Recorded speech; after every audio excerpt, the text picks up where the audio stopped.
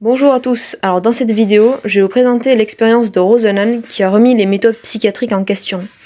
En fait, c'est le psychologue américain David Rosenan qui est à l'origine de cette expérience qui en fait a pour but de tester la validité des diagnostics psychiatriques. Donc pour cette expérience, il prend 7 faux patients.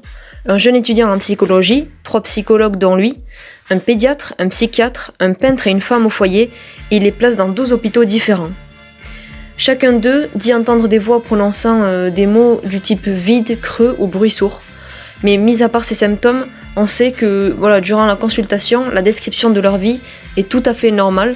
Ils ne semblent pas présenter d'autres signes pathologiques. Donc suite à la séance, 7 sont diagnostiqués comme schizophrènes et 1 comme bipolaire.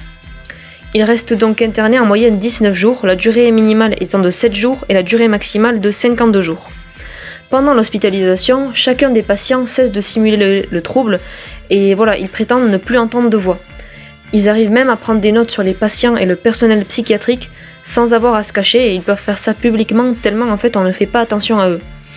Ils discutent avec ce personnel et ont un comportement tout à fait normal et pourtant le diagnostic initial ne change pas. Donc après cette première observation, Rosenan teste l'inverse, c'est-à-dire la possibilité que les malades soient diagnostiqués comme non malades. Donc pour cela, il prévient le personnel d'un hôpital psychiatrique qu'il envoie 193 patients sur 3 mois, et pas loin d'une quarantaine a été diagnostiqué comme faux patients. Mais en fait, le problème c'est que Rosenan n'avait envoyé aucun faux patient. Et d'ailleurs, je tiens à préciser que l'hôpital psychiatrique dans lequel il envoie ses patients, en fait, c'était un hôpital qui disait que si l'expérience précédente leur était arrivée, jamais ils n'auraient pu se tromper à ce point. Et pourtant, à la preuve, ils font le même type d'erreur. Donc Rosenan conclut que sur une longue période d'observation, les psychiatres n'ont jamais remis leur diagnostic en question. Et donc cette manière de procéder là, en fait, elle n'est pas du tout fiable. D'ailleurs, il faut savoir qu'à cette époque, les théories sur la schizophrénie étaient très en vogue et les psychiatres parvenaient souvent à déformer les histoires racontées par leurs patients pour qu'elles collent avec ces théories, ce qui amenait à un mauvais diagnostic et donc une stigmatisation en fait pour les personnes. De plus, suite à son expérience, Rosenan dénonce le peu de temps passé par le personnel psychiatrique avec les patients. En effet, seulement 11,3% de leur temps de travail en moyenne est consacré aux patients. Et il en résulte qu'ils n'ont même pas en fait remarqué la prise de notes des faux patients. Et ce qui est fou dans cette expérience, c'est que les psychiatres n'ont jamais renouvelé leur diagnostic initial, alors que les pseudo-patients, comme vu à la première expérience, eux ne présentaient aucun symptôme. Donc cette expérience, en fait, elle a vraiment remis en cause les méthodes des diagnostics psychiatriques de l'époque et elle a permis de repenser l'environnement hospitalier.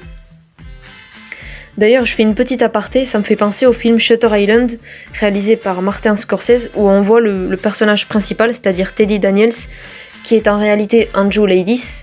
Et en fait, Andrew Laydis, c'est un patient d'un hôpital psychiatrique américain qui ne se reconnaît justement pas comme fou. Et en fait, sa femme a tué leurs 3 enfants, il a été traumatisé et il a tué à son tour sa femme. Donc pour la majorité des spectateurs, c'est vrai qu'à la première vision du film, on est plutôt plongé dans la pseudo-enquête qu'il mène sur la pseudo-disparition d'une patiente et on croit plus à une conspiration de l'État américain qui veut le faire passer pour fou que le fait qu'il soit fou vraiment. Et c'est au second visionnage qu'on s'aperçoit qu'il est fou et que le personnel psychiatrique fait son maximum pour qu'il retrouve raison. Parce qu'en fait, on a tendance à s'attacher au personnage et à ne pas voir ce double sens. Donc là aussi, malgré les preuves évidentes que le personnel émet sur sa situation, même nous en tant que spectateurs, on a du mal à voir la réelle identité du personnage. Et on a des a priori, c'est un peu comme les psychiatres de l'expérience de Rosenan. Et juste pour conclure, il faut savoir que dans le film, Andrew Laydis a aussi été traumatisé par son expérience durant la Seconde Guerre mondiale dans laquelle il a combattu, et donc ce qui a contribué aussi à sa folie. Mais en même temps, est-ce qu'on ne peut pas dire qu'on est fou de le faire passer pour fou après toutes les atrocités qu'il a vues ?